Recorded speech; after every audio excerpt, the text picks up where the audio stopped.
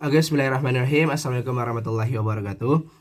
Oke, baiklah. Sebelumnya, perkenalkan nama saya Muhammad Hanafi dengan NIM 2005-9021. Saya berasal dari Prodi Manajemen S1.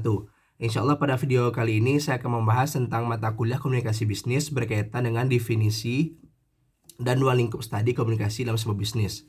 Nah, berbicara tentang sebuah komunikasi, mungkin teman-teman sekalian sudah memahami apa itu komunikasi, yaitu ada sebuah percakapan atau interaksi antara dua orang atau lebih, antara komunikator dan komunikan dengan tujuan untuk memberikan sebuah informasi atau berita terkait suatu tema tertentu.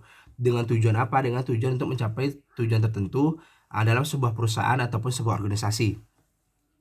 Nah, lalu berbicara tentang ruang lingkup organisasi.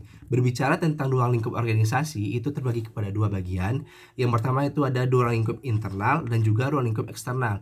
Nah, biasanya berbicara tentang ruang lingkup internal itu erat kaitannya dalam komunikasi di dalam sebuah perusahaan atau sebuah organisasi.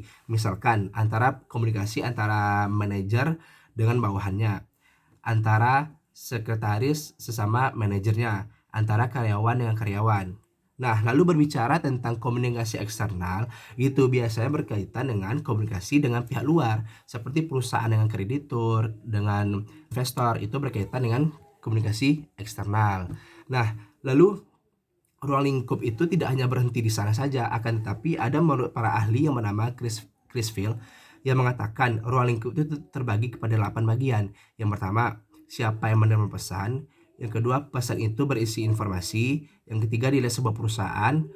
Yang keempat, pengeluaran pembuatan suatu produk baru. Yang kelima, cara pesan ketika produk baru. Yang keenam, tindakan penerima pesan yang diinginkan. Yang ketujuh, kontrol terhadap proses tersebut. Yang kedelapan, pencapaian ketetapan. Nah, berbicara tentang komunikasi bisnis itu termasuk kepada ilmu terapan. Nah, di sini pentingnya sebuah komunikasi bisnis yang terletak pada penyajian opsi untuk mencapai tujuan dalam sebuah organisasi ataupun sebuah perusahaan. Nah, mungkin kita mulai dari bagaimana komunikasi tentang bawahan dengan bawahan, bawahan dengan atasan, maupun hubungan vertikal maupun secara horizontal. Nah, berbicara tentang ruang lingkup organisasi itu terbagi kepada dua bagian. Yang pertama itu ada ruang lingkup internal dan juga ruang lingkup eksternal. Nah, biasanya berbicara tentang ruang lingkup internal itu erat kaitannya dalam komunikasi di dalam sebuah perusahaan atau sebuah organisasi. Misalkan komunikasi antara manajer dengan bawahannya, antara sekretaris sesama manajernya, antara karyawan dengan karyawan. Nah, lalu berbicara tentang komunikasi eksternal, itu biasanya berkaitan dengan komunikasi dengan pihak luar, seperti perusahaan dengan kreditur, dengan investor, itu berkaitan dengan komunikasi eksternal. Nah, lalu ruang lingkup itu tidak hanya berhenti di sana saja, akan tetapi ada menurut para ahli yang bernama Chris Field yang mengatakan ruang lingkup itu terbagi kepada 8 bagian. Yang pertama, siapa yang menerima pesan. Yang kedua, pesan itu berisi informasi. Yang ketiga, nilai sebuah perusahaan. Yang keempat, pengeluaran pembuatan suatu produk baru. Yang kelima, cara pesan ketika produk baru. Yang keenam, tindakan penerima pesan yang diinginkan. Yang ketujuh, kontrol terhadap proses tersebut. Yang kedelapan, pencapaian ketetapan. Nah, komunikasi bisnis ini juga disebut dengan ilmu terapan. Nah, di sini pentingnya sebuah komunikasi dalam sebuah bisnis.